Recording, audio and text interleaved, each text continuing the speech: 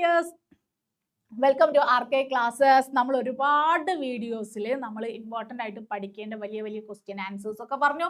പക്ഷെ ഇതിനോടൊപ്പം തന്നെ നമുക്ക് മാർക്ക് നഷ്ടപ്പെടാൻ ചാൻസ് ഉള്ള ക്വസ്റ്റ്യൻസ് ആണ് നമുക്ക് വൺ വേർഡ് ക്വസ്റ്റ്യൻ എന്ന് പറയുന്നത്.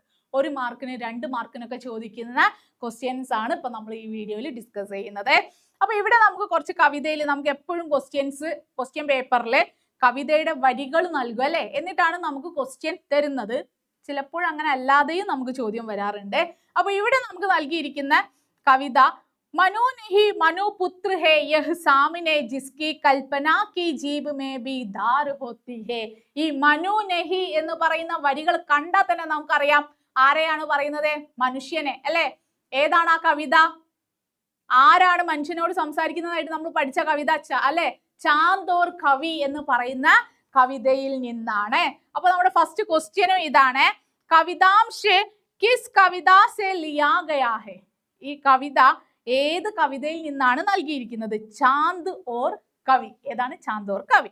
കവിതാംശ് കെ ദാർ ശബ്ദ കാ സമാനാർത്ഥി ശബ്ദ കോഷ്ടക് സെ ചുൻകർ ലിഖെ.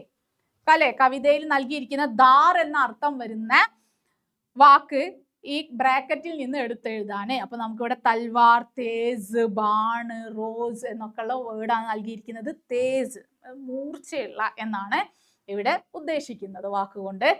അടുത്ത ചോദ്യം ഇതാണ്, മനു പുത്രക്ക് കൽപ്പന കേസി ഹോത്തി ഹെ. 2 മാർക്കിന് ചോദിക്കും. ഇത് നമുക്ക് നമ്മുടെ ആശയത്തിലും എഴുതാൻ വേണ്ട ക്വസ്റ്റ്യൻ ആൻസർ ആണ്. മനു പുത്രക്ക് കൽപ്പന മേ തൽവാർ കി ജേസി തീക്ഷണത ഹെ. അല്ലെ, ഒരു മനുഷ്യന്റെ അല്ലെ കൽപ്പന എന്ന് പറഞ്ഞാൽ എന്താ? ഇമാജിനേഷൻ. അവന്റെ സങ്കല്പങ്ങൾക്ക് എന്തുണ്ട്? ഒരു വാളിന്റെ പോലെ തീക്ഷ്ണതയുണ്ട്, മൂർച്ചയുണ്ട്. മനുഷ്യക്ക് വിചാരോ മെഹി നഹി സപ്നെ മേ ബി തൽവാർ കി ശക്തി ഹോത്തി ഹേ. മനുഷ്യന്റെ ചിന്തകൾക്ക് മാത്രമല്ല, നമ്മൾ പറയില്ലേ വാക്കുകൾക്ക് മൂർച്ചയുണ്ടെന്ന് അല്ലെ, നമ്മൾ കേട്ടിട്ടില്ലേ? അപ്പോ വാക്കുകൾക്ക് മാത്രമല്ല, അവന്റെ സ്വപ്നത്തിന് പോലും എന്തുണ്ട്? ഒരു വാളിന്റെ ശക്തിയുണ്ട് എന്നാണ് കവിതയിൽ പറയുന്നത്. कविता के रागिणी शब्द का समानार्थी शब्द कोष्टक से चुनकर लिखे. ഉപന്യാസ്, നാടക, കവിത, കന്യ. എന്താണ് അർത്ഥം? രാഗിണി. രാഗിണി എന്ന് പറഞ്ഞാല് യെസ് കവിത എന്നാണ് അല്ലെ. ഉലജിനെ അപ്നി ബനാക്കർ ആപ് ഹി ഫസ്ത കോൻ. എന്താണ് ഉലജിനെ അപ്നി ബനാക്കർ ആപ് ഹി ഫസ്ത എന്ന് ഉദ്ദേശിക്കുന്നത് ആരെയാണ്? ആരാണ് അതിലിങ്ങനെ പ്രശ്നങ്ങളിൽ കിടന്നിങ്ങനെ ചുറ്റിക്കറങ്ങുന്നു എന്ന് പറയുന്നത്? മനുഷ്യനെ തന്നെയാണ് അല്ലെ. അപ്പൊ അതിന്റെ ഒരു ആൻസർ ആയിട്ട് വരുന്നത് എന്താണ്? മനു, അല്ലെങ്കിൽ മനുഷ്യ എന്ന് എഴുതിയാലും കറക്റ്റ് ആണ്. അടുത്തത് നമുക്ക് മറ്റൊരു കവിതയിൽ നിന്നാണ് ക്വസ്റ്റ്യൻ. അരെ ആ ഗയി ഹെ ഭൂലി സി യഹ് മധുഹൃദു 2 ദിനക്കോ. 2 ദിവസത്തേക്ക് ചോട്ടി സി കുട്ടിയ മേ രജ്തു नई व्यदा सातिन को वसुधा नीचे ऊपर नब हो नीड अलग सबसे हो छाड़ गंड के चिर पतझड़ में बागो सूके तिनको എന്ന് പറയുന്ന ഈ വരികൾ ഏത് കവിതയിൽ നിന്നായിരുന്നു? ഏതാണ്? മധുഹൃദു അല്ലെ. അപ്പൊ ഇവിടെ ഇസ് കവിതാംശിക്ക് രചയിത കോൻ ഹെ. നേരത്തെ ചോദിച്ചത് ഇത് ഏത് കവിതയിലുള്ള വരികളാണ് എന്നാണ്. എന്നാൽ ഇവിടെ ചോദിക്കുന്നത് ഈ കവിതയുടെ രചയിത കോൻ ഹെ എന്നാണ്. ആരുടേതാണ്? ജയശങ്കർ പ്രസാദ് ജിയുടേതാണ് അല്ലെ. ജയശങ്കർ പ്രസാദിന്റെ കവിതയാണ്. പ്രേമ കാ നീഡ് കഹാം സ്ഥിത് ഹെ. ഈ പ്രണയത്തിന്റെ കൂട് എവിടെയാണ് സ്ഥിതി ചെയ്യുന്നത് എന്നാണ് കവിതയിൽ പറയുന്നത്. പ്രേമ കാ നീഡ് ധർത്തി ഓർ ആകാശ് കെ ബീച്ച് സ്ഥിത് ഹെ. അല്ലെ, ആകാശത്തിനും ഭൂമിക്കും ഇടയിലാണ് സ്ഥിതി ചെയ്യുന്നത്. സഹേലി കാ സമാനാർത്ഥി ശബ്ദ കവിതാംശ് സെ ചുൻകർ ലിഖെ. ആരാണ്? എന്താണ് ആ വാക്ക്? സഹേലി അല്ലെ, കൂട്ടുകാരി എന്ന അർത്ഥം വരുന്ന ഒരു വാക്കാണ് കവിതയിൽ പറഞ്ഞിരിക്കുന്നത്. സാത്തി. ഓർക്കണേ, ഈ വൺ വേർഡ് ക്വസ്റ്റ്യൻസ് ഒക്കെ വരാൻ ചാൻസ് ഉള്ളത് തന്നെയാണ്. അരെ ആ ഗയി ഹെ ഭൂലി സി ഡാഷ് കോൻ ആ ഗയി ഹെ. ആര് വന്നു എന്നാണ് കവിതയിൽ പറയുന്നത്. ആര് വന്നു? യെസ്, മധുഹൃദു. ഹേമ കിസ് കഹാനി കാ പാത്ര ഹെ. ഹേമ ഏത് കഹാനിയിലെ കഥാപാത്രമാണ്?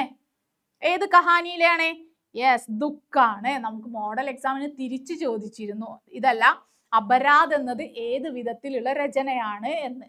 ഞാൻ പ്രത്യേകം നമ്മുടെ വീഡിയോസിലൊക്കെ പറഞ്ഞിരുന്നു, ലൈവിലൊക്കെ തെറ്റിപ്പോകരുത്, അതൊരു കഹാനിയാണ്.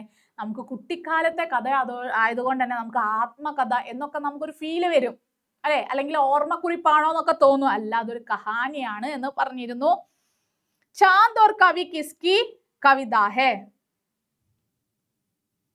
ആരുടേതാണ്? യെസ്, ചന്ദ്രകാന്ത് ദേവത അല്ലെ. അനുതാപ് കിസ് വിധ കി രചന ഹേ? അനുതാപ് എന്നത് ഏത് വിധത്തിലുള്ള രചനയാണ്? ലഘു കഥയാണ്. കവി പവൻ കരൺ കി കവിത ഇൻമേ കോൺസി ഹേ? കവി പവൻ കരണിന്റെ കവിത ഇതിൽ ഏതാണ്? കഹനാ നഹി ആത്ത, മധുഹൃദു, അനുതാപ്. നമുക്കറിയാം അനുതാപ് എന്നത് കവിതയേ അല്ല, മധുഹൃദു ഒരു കവിതയാണ്, ജയശങ്കർ പ്രസാദ് ജിയാണ്. കഹനാ നഹി ആത്തയാണ് ആരുടേത്? കവി പവൻ കരണിൻ്റെത്. അതൊരു ഇമ്പോർട്ടൻ്റ് ആയിട്ടുള്ള കവിത തന്നെയാണ്. നിങ്ങൾക്ക് എക്സാമിന് ഒരു പക്ഷെ അതിൽ നിന്ന് 1 മാർക്ക് 2 മാർക്കിനെങ്കിലും ഒരു ചോദ്യം വരാതിരിക്കില്ല. ഹേമ കിസ് കഹാനി കി പാത്ര ഹേ? വീണ്ടും റിപ്പീറ്റ് ചെയ്ത് മറ്റൊരു ക്വസ്റ്റ്യൻ പേപ്പറിൽ വന്ന ചോദ്യമാണ് കേട്ടോ. ദുഃഖ് അന്ധകാർ കാ ജലദി ലാംഗ് കർ കോൺ ആവേങ്കി? അന്ധകാരത്തിന്റെ അല്ലെ, അന്ധകാരത്തെ ഒക്കെ കീറി മുറിച്ചുകൊണ്ട് ആര് വരും എന്നാണ് പറയുന്നത്. ഇത് ഏത് കവിതയാണെന്ന് അറിയാമോ? ശശി കിരണേ അല്ലെ, ചന്ദ്രന്റെ കിരണങ്ങൾ. അപ്പൊ നിങ്ങൾ വിചാരിക്കും ചാന്തൂർ കവിയാണോ? അല്ല. ഈ വരികൾ കാണുമ്പോൾ ഇനി വേറെ ഏതെങ്കിലും ഒരു ചോദ്യത്തിൽ ഈ വരികൾ നൽകിയിട്ട് ഇത് ഏത് കവിതയിലാണ് പറയുന്നതെന്ന് ചോദിച്ചാൽ ഓർക്കണം, മധുഹൃദു എന്ന കവിതയിലാണ് ഇത് പറയുന്നത്. അപരാധ് കിസ് വിധ കി രചന ഹേ? കണ്ടോ, അപരാധ് കിസ് വിധ കി രചന ഹേ? കഹാനി ഹേ. യെസ്, അടുത്ത ചോദ്യം നമുക്ക് പത്തർ കി ബെഞ്ച് എന്ന കവിതയിൽ നിന്നാണ്.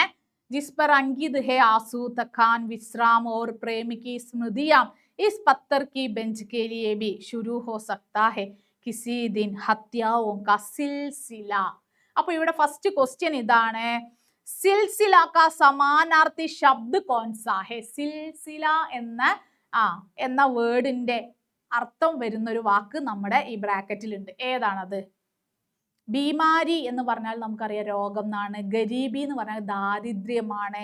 ഒരു പക്ഷെ നിങ്ങൾക്ക് കറക്റ്റ് ആൻസർ അറിയില്ലെങ്കിലും അടുത്ത ഓപ്ഷനുകളെ നോക്കുക, അത് അറിയുന്നുണ്ടെങ്കിൽ അതിനെ അങ്ങോട്ട് മാറ്റി നിർത്താം. പരമ്പര അല്ലെ, സിൽസില എന്ന് പറഞ്ഞാൽ എന്താ? പരമ്പര. പത്തർ കി ബെഞ്ച് പർ ക്യാ ക്യാ അങ്കിത് ഹേ? എന്തൊക്കെയാണ് അടങ്ങിയിരിക്കുന്നത്? ആസു, തഖാൻ, വിശ്രാം ഓർ പ്രേമിക്ക് സ്മൃതിയാം. ഈ 2 വരികളിൽ തന്നെ ഉണ്ട്. അത് എടുത്ത് എഴുതി കഴിഞ്ഞാൽ 2 മാർക്കാണ്. കവിതാംശിക്ക് ആസ്വാദൻ ടിപ്പണി ലിഖേ?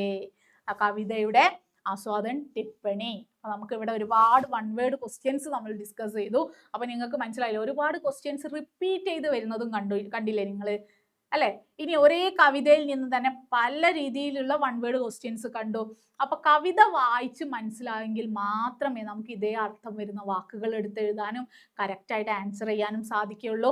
അപ്പോൾ ഒന്ന് നിങ്ങൾ പഠിക്കുന്ന സമയത്ത് കവിത ഒന്ന് വായിച്ച് അർത്ഥം മനസ്സിലാകുന്നുണ്ട് എന്നൊന്ന് നിങ്ങൾ ഉറപ്പുവരുത്തുക.